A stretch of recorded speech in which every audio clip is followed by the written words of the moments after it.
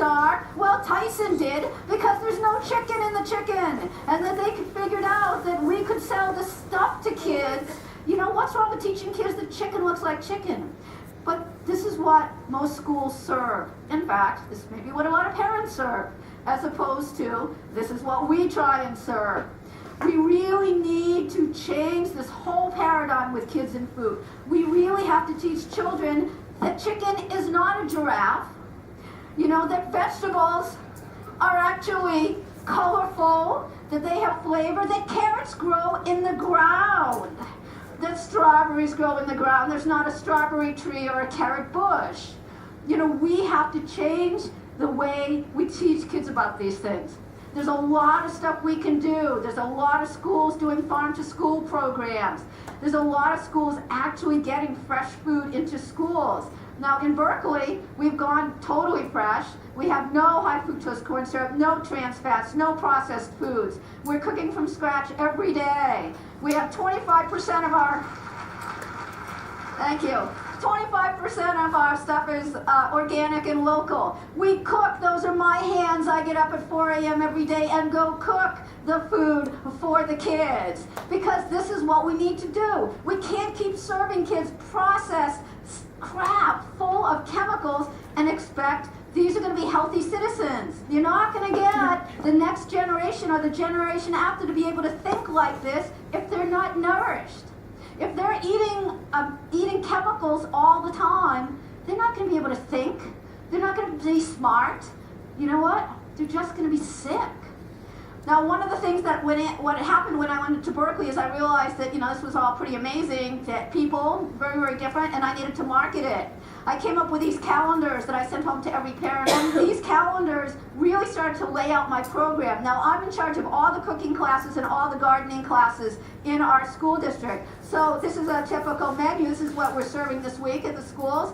And you see these recipes on the side. Those are the recipes that the kids learn in my cooking classes. They do tastings of these ingredients in the gardening classes. They also may be growing them. And we serve them in the cafeterias. If we're going to change children's relationship to food, it's delicious, nutritious food in the cafeterias, hands-on experiential looking and cooking and gardening classes, and academic curriculum to tie it all together. Now, you've probably garnered that I don't love the USDA, and I don't have any idea what to do with that pyramid, this upside-down pyramid with a rainbow at the top. I don't know. You know, run up into the end of the rainbow. I don't know what you do with it. So I came up with my own. This is available on my website in English and Spanish, and it's a visual way to talk to kids about food. The really tiny hamburger, the really big vegetables. We have to start changing this. We have to make kids understand that their food choices make a big difference. We have cooking classes, classrooms in our schools, and why this is so important is that we now have grown a generation, maybe two, of kids where 1 out of every 4 meals is eaten in fast food, 1 out of every 4 meals is eaten in a car, and 1 out of every last 4 meals is eaten in front of a TV or computer. What are kids learning? Where is the family time? Where is socialization? Where is discussion? Where is learning to talk? You know, we have to change it. I work with kids a lot. These are kids I work with in Harlem. Eat Wise, Lighten and Aware Teens to Inspire Smart Eating. We have to teach kids that Coke and Pop-Tarts aren't breakfast. We have to teach kids that if they're on a diet of refined sugar, they go up and down, just like if they're on a diet of crack. And we have to pull it all together. We have composting in all of our schools. We have recycling in all of our schools. You know, the things that we maybe do at home and think are so important, we have to teach kids about in school. It has to be so much a part of them that they really get it. Because you know what? Many of us are sort of at the end of our careers, and we need to be giving these kids, these young kids, the next generation, the tools to save themselves and save the planet. One of the things I do a lot is public-private partnerships. I work with private companies who are willing to do R&D with me, who are willing to do distribution for me, who are really willing to work to go into schools. Schools are underfunded. Most schools in America spend less than $7,500 a year teaching a child. That comes down to under $5 an hour. Most of you spend $10, $15 an hour for babysitters when you have them. So we're spending less than $5 an hour on the educational system. And if we're going to change it and change how we feed kids, We really have to rethink that. So, public and private partnerships, advocacy groups, working with foundations. In our school district, the way we afford this is our school district allocates 0.03% of the general fund towards nutrition services. And I think if every school district allocated 0.5 to 1%, we could start to really fix this program. We really need to change it. It's going to take more money. Of course, it's not all about food, it's also about kids getting exercise, and one of the simple things is we can do is put recess before lunch. It's sort of this DA thing. You know, if you have kids coming into lunch and all they're going to do when they get out of lunch is go to have recess, you see them just throw away their lunch so they can run outside. And then at 1 in the afternoon, they're totally crashing. These are your children and grandchildren that are totally melting down when you pick them up because they haven't had lunch. So if the only thing they have to do after lunch is go to class, believe me, they're going to sit there and eat their lunch. We need to educate. We need to educate the kids. We need to educate the staff. I had 90 employees. 2 were supposed to be cooks, none could. And, you know, I'm not that better off now. But we really have to educate. We have to get academic institutions to start thinking about ways to teach people how to cook again, because, of course, they don't, because we've had this processed food in schools and institutions for so long. We need 40-minute lunches. Most schools have 20-minute lunches, and lunches that are time appropriate. There was just a big study done, and so many schools are starting lunch at 9 and 10 in the morning. That is not lunchtime. You know, it's crazy. It's crazy what we're doing. And just remember, at very least tacitly, this is what we're teaching children as what they should be doing. I think if we're going to fix this, one of the things we have to do is really change how we have oversight over the National School Lunch Program. Instead of the National School Lunch Program being under the USDA, I think it should be under CDC. If we started to think about food and how we feed our kids as a health initiative, and we started thinking about food as health, then I think we wouldn't have corn dogs as lunch. Okay, Finance 101 on this. And this, I'm sort of wrapping it up with this finance piece, because I think this is something we all have to understand. The National School Lunch Program spends $8 billion feeding 30 million children a year. That number probably needs to double. People say, oh my God, where are we going to get $8 billion? In this country, we're spending $110 billion a year on fast food. We spend $100 billion a year on diet aids. We spend $50 billion on vegetables, which is why we need all the diet aids. We spend $200 billion a year on diet-related illness today, with 9% of our kids having type 2 diabetes. $200 billion. So you know what? When we talk about needing $8 billion more, it's not a lot. That $8 billion comes down to $2.49. That's what the government allocates for lunch. Most school districts spend 2/3 of that on payroll and overhead. That means we spend less than $1 a day on food for kids in schools. Most schools 80 to 90 cents. In LA, it's 56 cents. So we're spending less than $1, okay, on lunch. Now, I don't know about you, but I go to Starbucks and Pete's and places like that, and a venti latte in San Francisco is $5. One gourmet coffee, is more, we spend more on than we are spending to feed kids for an entire week in our schools. You know what? We should be ashamed. We as a country should be ashamed at that. The richest country. In our country, it's the kids that need it the most who get this really, really lousy food. It's the kids who have parents and grandparents and uncles and aunts that can't even afford to pay for school lunch that gets this food. And those are the same kids who are going to be getting sick. Those are the same kids who we should be taking care of. We can all make a difference. That every single one of us, whether we have children, whether we care about children, whether we have nieces or nephews or anything, that we can make a difference. Whether you sit down and eat a meal with your kids, whether you take your kids or grandchildren or nieces and nephews shopping to a farmer's market, just do tastings with them. Sit down and care. And on the macro level, we're in what seems to be a 19-month presidential campaign, and of all the things we're asking all of these potential leaders, what about asking for the health of our children? Thank you.